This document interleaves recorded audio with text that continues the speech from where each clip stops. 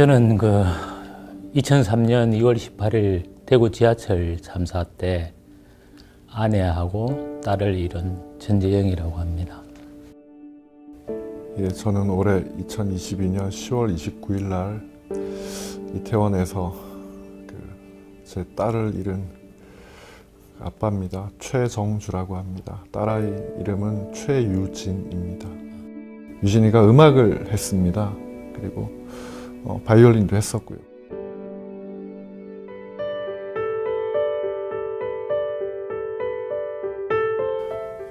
시간이 어떻게 가는지도 잘 모르겠고요. 저 개인적으로는 아직 유진이 사망 신고도 못했습니다. 또 받아들여야 된다는 생각을 하면서도 받아들이기가 너무 힘듭니다. 어떻게 해야 될지 모르겠고 힘내고 싶은데 잘 안 되는 것도 사실이고. 시간이 점점 지나면서 내 마누라하고 내 딸은 내 가슴 속에 있어요. 나는 이게 평생 있다고 생각을 해요. 이걸 헤어난다 그런 개념보다는 그냥 같이 간다. 같이 간다. 우리 딸도 그때 7살이었으니까 이제 27이에요. 지금 살아있으면. 그 비슷한 또래들을 억울하게 저렇게 보내고 마음이 어떻겠느냐 하는 것들을 느끼면 참 힘들죠.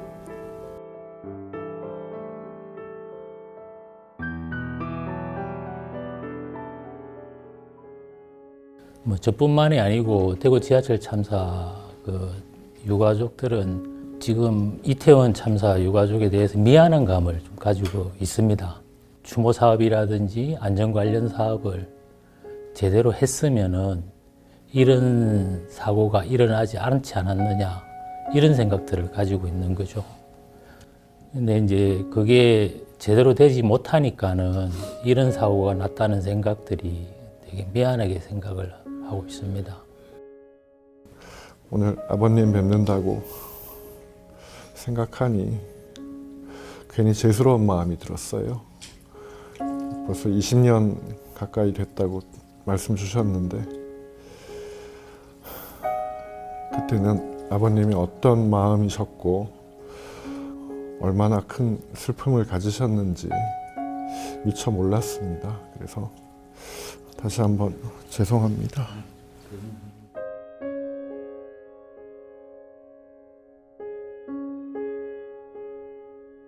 내가 느끼기에는 또 내 주변 사람들이 느끼기에는 이 유가족이 같이 있으면서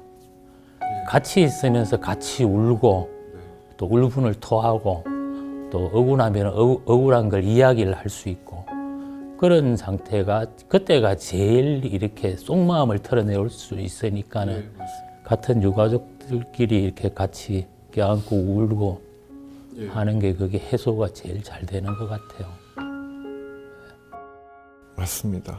저희 안에서 이야기를 할 때 제일 위로가 되었고요.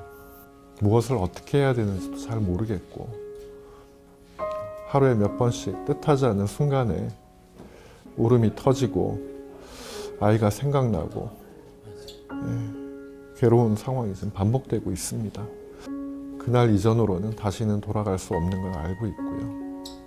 아이에게 부끄럽지 않게 살아야겠다. 그 마음 하나로 지금 버티고들 있습니다.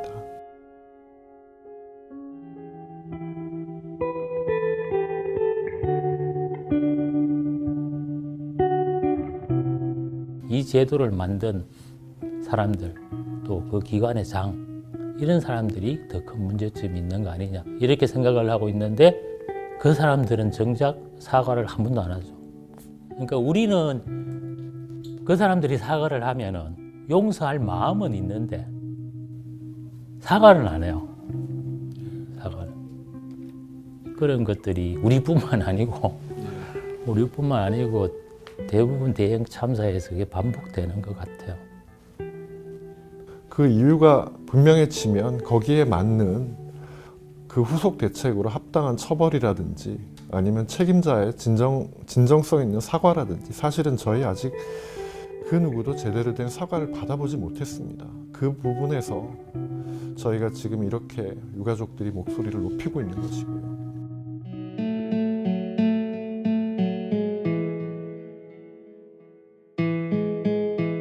저희는 원인을 모릅니다.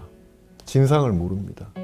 그게 끝난다고 해서 끝이 나는 게 아닌데 그 이후에 더 필요한 대책들도 분명히 있을 것입니다. 제대로 된 원인을 규명하고 책임 소재를 가려서 재난이 다시 발생하지 않도록, 재발하지 않도록 무엇인가를 할 수 있다면 시작은 원인을 규명하는 거라고 생각이 듭니다. 원인을 알아야 고칠 수 있고 잘하는 거는 더 잘할 수 있고 잘못된 것은 고칠 수 있다고 생각합니다. 그렇게라도 하지 않으면 안 될 것 같아서 하는 겁니다.